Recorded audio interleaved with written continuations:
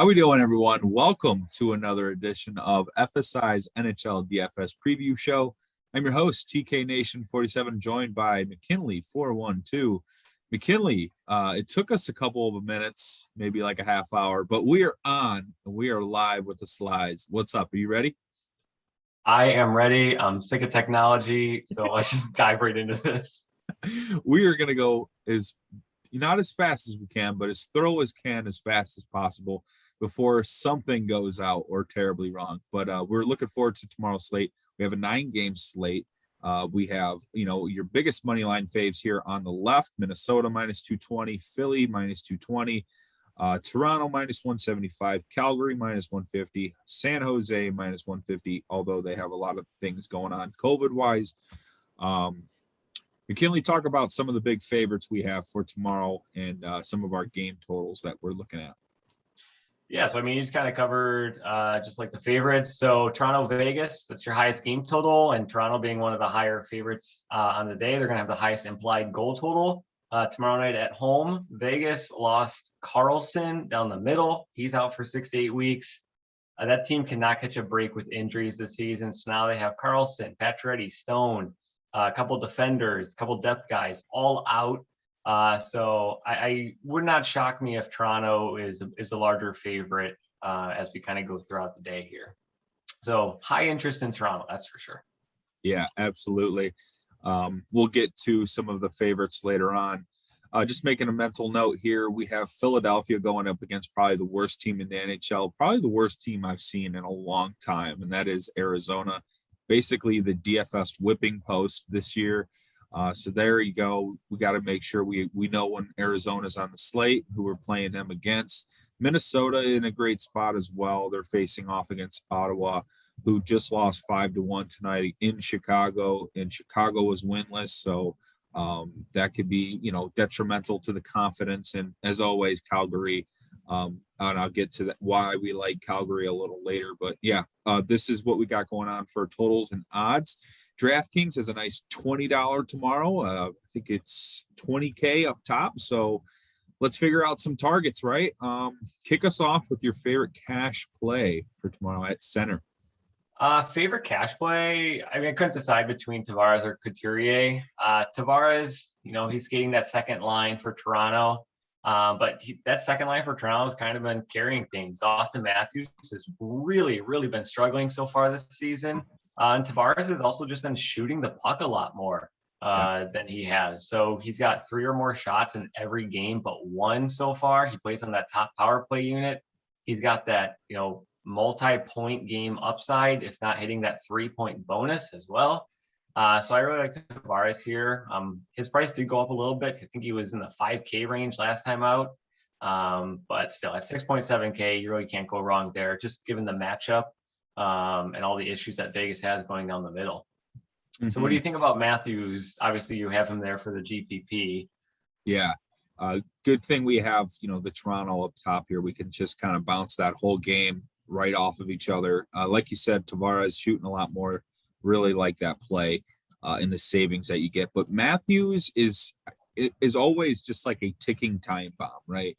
Like this guy can blow up a slate at any point. So it's always worth the mention. 8,800 is expensive. I think that's what makes it a GPP play.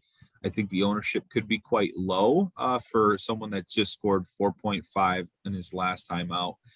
At that high expensive ownership, people don't forget, casuals definitely don't forget about something like that when they're paying for a stud. They're not going to want 4.5 points in their last game. So if you're looking at game logs, I think people like the casuals, they'll skip over Matthews, but I think it's going to be sharp without Carlson in that front line, like you mentioned. So Matthews, just a guy with multiple goal upside anytime he skates at home. Before we got on tonight, we were talking about how they'll be able to line match. He'll be able to get, some of the weaker centers, basically almost an AHL team with the way Vegas is with their injuries. So Matthews is going to have plenty of opportunities to shoot, to get a floor, and hit that ceiling tomorrow. All right, now let's move into I guess we could go with our favorite Philly targets at the center position. Go ahead and kick us off with your second favorite cash target. Yeah, so Sean Couturier, 6.6K. He's right in that range with Tavares. He's kind of same deal. He's got multi-point games in, I think it's like 3 of his past 5. Points in 4 of his past 5. He's shooting the puck more as well. And really the whole main point here is he's the top line center going up against Arizona, who, like we said, is just, I don't think we all expect them to be bad, but not this bad. It's historical. It's just incredible what they've been allowing. So a Couturier top line center, 6.6K. I'm expecting to be kind of popular tomorrow, or tonight. So absolutely. But for GPP, you're kind of going one line down there in Philadelphia. Yeah, Brassard at 4K. He centers Cam Atkinson and Joel Farabee, 2 skaters that can score. Pretty good in the high danger areas of the statistics there. A natural shot trick. So I like Brassard, a guy that's pretty good at getting in front of net, tipping shots in. He's basically probably someone you're going to have to rely on points with. Maybe 1 or 2 shots on goal, maybe a block shot, but realistically, we're playing him in the middle of a line stack with, Cam and Farabee. So it's point dependent, but I think, 4K is definitely worth the shot. Definitely in a stack with Farabee and Cam. All right, finish us off here with your last favorite cash target. I mean, we didn't even plan this, but I'm just noticing we each had 1 Toronto, 1 Philly, and 1 Calgary. Didn't even plan that. Just kind of happened that way. But Backlund for Calgary. Calgary's offense is just on fire right now. They got 5 straight games of 4 or more goals. Now they're going up against Toronto or Nashville. They've had their own defensive woes so far this season. So they're going to be at home. But Backlund, he's on that second line skating for them. 2.9K, super cheap. He doesn't provide you with much of a floor, so it kind of makes sense why his price is that low. But still, he's got points in 3 of his past 4 games. He's going to get you 18 plus minutes of ice time. He sees that power play time. He also sees time on the penalty kill as well. So Backlund can get you, stats in pretty much any category. He's probably not he's not going to get you that shot block bonus. He's not going to get you the block shot bonus or anything, but still at 2.9K, he's not going to absolutely burn you if he only gets you a couple of points. So if you're looking for an absolute punt, I think Backlund's definitely a way that you could target. Yeah. Backlund, definitely a guy I like here heading into tomorrow. Good call right there. I'm going to finish this off with Lindholm, 7,100. He's slowing down a little bit, but, he had that 3-goal game earlier in the year. Definitely a guy I love in this stack of, Gaudreau to Chuck and Lindholm. 7,100 is probably that in between Tavares, Couturier, and Matthews. But I think anytime you get exposure to Calgary's line 1, you're in a good spot. And I think they're in a great spot against Nashville tomorrow. Elias Lindholm, I'm probably going to carry a little bit of ownership. It's not going to be a solo, a nice low value play or a low percentage play. So prepare for some ownership and try to be different elsewhere. But Lindholm's a great spot at center. All right, let's kick it over to winger. Give me the cash target at winger. Kyle Connor. I mean, I'm not going to get too cute here. He's the highest priced winger on the slate for good reason. 8 games played so far. He's got 7 goals, 7 assists. He's got a shot block bonus or a shot on goal bonus, so 5 or more shots in 4 of his past 5 games. He's just a shot machine. He's a point machine. He should easily be more than 8K at this point. So regardless of the matchup, I think Connor at 7.8K is clearly the cash favorite in this price range. Totally agree. I'm going to go with Kaprizov. He has not scored yet, but that just gives me the belief that there's going to be an explosion. This guy last year, shout out to Chris Hold the Door DFS. our leader and captain of the NHL room last year. He was a big time into this Kaprizov kid. He was awesome. Always scoring goals, always getting the shots on goal bonus. So, he's definitely a guy that he's had 3 shots on goal in 7 of his last 8 games, or 7 of the 8 games played. So he gets at least 3 shots on net each time he plays. I mean, there's going to be positive goal progression in his game. So there could be an explosive game at any point. He's going to get Ottawa, a team that just gave up 5 in Chicago. Now they're traveling up to Minnesota on that back-to-back. I really love Kaprizov in Minnesota tomorrow, and I think 7,300 is going to keep his ownership low for a guy that hasn't scored yet this year.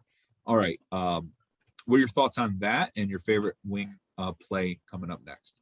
Yeah, absolutely. I mean, great GPP play. We know what his upside can be, with his run and what he did last year. And Minnesota, currently the biggest money line favorites on the slate. So yeah. Mid-range for cash, I'm gonna go to Enrique. We cored this guy, and he ended up in single digits in double ups. So I don't know what happened there. I don't know and then he scored a goal and assist and scored like 27 points. It was fantastic. But I'm going to go back to the well here with Enrique at 5.8K. He's averaging 4.2 shots on goal per game right now. He's got a goal in 3 straight games. He's on the ice for close to 20 minutes a night for Anaheim, just because, Raquel, he went down, so he's kind of seeing a bit more of a role, Enrique is. So now they're going up against New Jersey. They're not like a defensive juggernaut or anything.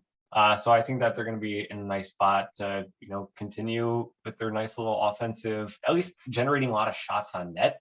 And at 5.8K, even if he doesn't score, if he can get you that shot on goal bonus, which he's almost averaging right now this season, he's going to pay off his salary there. Yeah, I love Henrique. He plays on that PK too with Silverberg. Those guys, man, I don't know. Anaheim's got to lead the league in shorties every year. I swear, every time them guys play on like the late showdowns, I like stacking that PK, that penalty kill. I know it's crazy to think, but Anaheim's always on the PK, so they're always on the ice. Yeah. I like that call tomorrow. I'm going to go with Cam in that price range. Atkinson, former Blue Jacket. I spent many a times watching this guy play. He puts up a lot of shots on goal. He has 6 goals already this year. He averages 14 fantasy points a game. It's explosive. 3.5 shots on goal per game. Cam is just putting up shots at an elite rate. We already talked about how Arizona, the whipping post of the NHL DFS world so far, in Cam not getting that front line, that first line attention, I think kind of flies in under the radar for the casuals that are trying to stack line ones. I think that puts him in a great position, and he's at a great price tag as well, 5,900. I think it's an elite play. What are your thoughts on power play unit? Gets that top power play unit too with Philly. So yeah. Cam, really strong play. Who do you got? Round us out. Super cheap guy in cash. I'm going to go with Rasmus Asplund for the Sabres here. Pleasant surprise in Buffalo. We kind of, brought up, San Jose has a little bit of a COVID issue going on right now. So they're missing a couple of guys. Nothing major, but still, Asplund, he's been doing pretty well so far this season. He's got points in 5 of his past six games. He's kind of a two-way forward for Buffalo. He's arguably probably the best two-way forward, generating offense and just his defensive ability. So 3.6K, I don't mind paying that price for him. I think we are getting a little bit of a savings. I think it could be up closer to that 4K or mid 4K range, just because Buffalo, they don't really have like a true line one. But I mean, like if they did, it would probably be this Asplund, Olofsson, and Thompson line. They've been one of the more productive lines in the NHL recently, just with what Olofsson can do. His salary ballooned like crazy. He's in like the mid 6K range right now. But yeah, that line's looking pretty good. So if there are going to be goals from Buffalo tomorrow, which I expect there to be, or tonight, I definitely think that Rasmus Asplund could get on the score sheet there. But you like another young kid in Detroit there with Raymond. Yeah, Lucas Raymond. He's been killing it this year, 4,800. He's got 3 shots on goal in I think his last 3 games. He's got 4 goals and 5 assists on the season. This kid in Detroit's playing well. He's getting line one attention. He's skating with Larkin and Bertuzzi, or is Bertuzzi out now? Bertuzzi might be out. I'm not sure. Can't remember. He was out for a game. Then he's back in. I don't know if he's not back or not. But anyway, Raymond's getting power play time. He's getting line one time. He's getting Montreal tomorrow. Montreal not having a hot start like they were at the end of the last year, obviously playing for the cup. But I really like Raymond to score a goal tomorrow. And give me we'll talk about another Detroit guy too. So I like Raymond, Larkin, and we'll flip it over into defense. And I'll talk a little bit while I'm at it about Moritz Seider at 4,100 for Detroit. He was the 6th pick in 2019. Shout out to you, McKinley, for letting me know that this guy is a highly touted old draft pick for Detroit. And he is got an assist in 5 straight games. He's playing really well. I think he is now on the top power play unit. So I like the little mini Detroit stack, get a little bit of savings. Might have to pay up to get Larkin, but Larkin gives you a good floor of shots on goal. I know I kind of went from winger value to defender value, but tell me what your thoughts are on Detroit and who your favorite value cash play is tomorrow. I mean, Detroit, they're fine GPP play. We saw what Montreal and just the cup hangover. I don't know. Like, we knew that last year was a fluke with them reaching the Stanley Cup final, but sure. I mean, this was, nobody expected them to be this bad. But hey, they won 2 of their past 5, so progress, right? I don't know. For value, cash, I don't really like too much value down in the defender position at the moment. Obviously, we want to make sure we watch the line or the morning skates and everything. But right now, Savard at 3K on the other side of that game is for Montreal. Just like through his whole career, he's been a shot block machine. So he can easily get you that shot block bonus. And that's really kind of why you're playing him down here, is hoping he gets that bonus. He can get an assist here and there, but for the most part, you're just kind of looking for that shot block bonus. But you know me, I like to pay up for D, and I think Brent Burns is probably my top target in cash. 6.9K. He is playing close to 30 minutes a night right now. Like we said, San Jose, they're missing a couple of guys, so he's going to have even more of a role tonight. We're recording this night before, in case you guys haven't noticed this. I keep saying tomorrow. They get it. But yeah, he's hitting that shot on goal bonus multiple times this season. He's hitting that block shot bonus multiple times this season, and we know what his offensive ability can be based on previous seasons. Yeah. So he really covers everything, and like I said, he's skating nearly half the game, almost 30 minutes a night. So 6.9K, he's probably my favorite top dollar guy. But I don't mind the guy that you have at top dollar here, Hamilton. Oh, yeah, especially like in Hamilton after that game he put up for you last time out. 10 shots on goal, 34 points, had both bonuses, the block shots and the shots on goal. Just absolutely ripped up my Blue Jackets that day. Dougie Hamilton skating for New Jersey. He's probably, I would say, one of the best, points per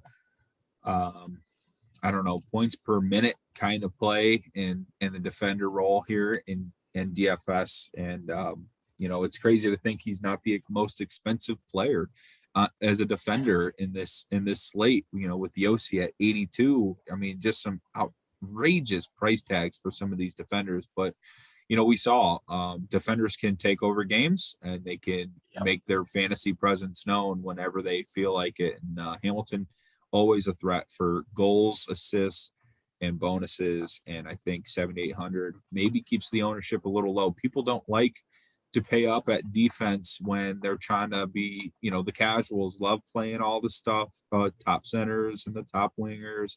But it's the same price as Kyle Connor. I mean, yeah, well, yeah. I mean, you would say, Hamilton could have better upside if Connor doesn't score. because of the other things defenders He can do. gets the block shot bonuses and all that. Yeah. No, Yeah. totally agree. Yeah. So Hamilton, my top GBP for salary wise and points wise. Who is your mid-range cash play? Essa Lindell for Dallas. And I have him under cash here, but he could kind of be a GPP target as well. Just because when you think of Dallas and their defenders, you kind of lean towards Misko Heiskanen and Klingberg. Those are the two guys that you always think of. Lindell kind of gets forgotten about. But this is a guy who has multiple games where he's gotten the shot bonus so far this season. He has multiple games where he's gotten the block shot bonus as well. He only has 1 assist on the season, no goals, 1 assist. He's better than that. That's gonna improve. But even with only 0 goals and 1 assist on the entire season, he's still averaging 10 DK points a game. So that just kind of shows you how much of a floor this guy has. Like I said, he's just kind of like the forgotten about Dallas defender behind Heiskanen and Klingberg from a DFS standpoint. So I love him in cash. I've played him many times this season, but I can see him being a GPP play as well. But you got your eyes set on a different guy in that range. Who you want? Yeah, I think we kind of nailed it. Brodin is kind of a similar play in Minnesota, the forgotten man behind Dumba and Spurgeon. So kind of like a little correlation here. We have the 3rd best defender, you would say, point in salary or points, per salary, points per minute wise in their respective teams. I kept butchering that, but I'm going to get it right one of these days. But yeah, I like Jonas, 4,600 for Minnesota. He's going to skate with Dumba on that second defensive line. But as we were talking pre-show, defense, they rotate those guys in with different lines to try to shake things up. And it's all about, minutes, and Brodin's going to play about 23 to 25 minutes a game. And I like his floor. He's got 17 shots plus 14 blocks this year already. And, he's got a couple of assists, 1 goal. He can kind of do it all. And if he puts it all together, he could be a really strong play at a really good price. So that will wrap things up for a defender. We're going to move into our favorite line stacks. And if we want to make a mental note on goalies, we'll just leave it with, try to pick some of the favorites. And if you find something, beneficial down in the salary range on an underdog you like, I kind of like New York tomorrow. If Igor Shesterkin is in, that might be an underdog on the road. You can play. And as always, you can join our Discord channel off of our website, fsidfs.com. And you can find us on Twitter at FSI_DFS. And so let's finish it off. Give us your favorite line stack for tomorrow. Yeah, cash, it's pretty obvious here. It's just Konechny, Couturier, and Giroux. That Philadelphia line 1 going up against Arizona, where you can just keep on harping on Arizona is just awful so far this season. Power play 1 they all share time on the power play together. They all share obviously time at even strength together. They're going to see the most minutes for Philly, and they're fairly cheap. We kind of talked about Couturier already. He's only in the mid 6K range. Konechny and Giroux aren't really. They're kind of right around there as well. So it's definitely a very affordable line stack. It's not like we're playing the Matthews or McDavid's or the McKinnon, Landeskog, Rantanen line that costs you 55% of your salary right there. Right. It's very affordable, and it's probably going to be one of the more popular stacks tomorrow. Yeah, absolutely love that line. I'm going to go with Gaudreau, Lindholm, and Tkachuk in Calgary. Calgary has been unbelievable in their last 5 games. They've scored 4 goals, 4, 5, 5, and 4. Gaudreau has 7 games in a row with a point. Tkachuk had 7 shots on goal last game. Lindholm has 10 points on the season. All these guys, when Calgary gets going, when they score goals in bunches, these guys seem to be a part of it. And I think it makes for easily the best GPP line for tomorrow. It's like you really, when you play one of them, you can't help but play the other two, so I really love this line stack tomorrow against Nashville, a team that is not sound defensively. All right. McKinley, thank you for tonight joining up. Anything else to add on tomorrow's slate? Nope. Just can't wait to watch the Sabres continue their Stanley Cup run. Yeah, Sabres. 100. What was the odds before the season? I remember we were looking at it just out of laughs. I don't know, but you'd be making a pretty penny if you played it. It'd be just as good as the Leicester City story. So, all right, guys, thank you. Like, comment below, subscribe to the channel Fantasy Sports Insight, and comment below with whatever kind of advice, criticism, what you liked, what you didn't like. But yeah, all right, guys, thank you and enjoy your night and good luck.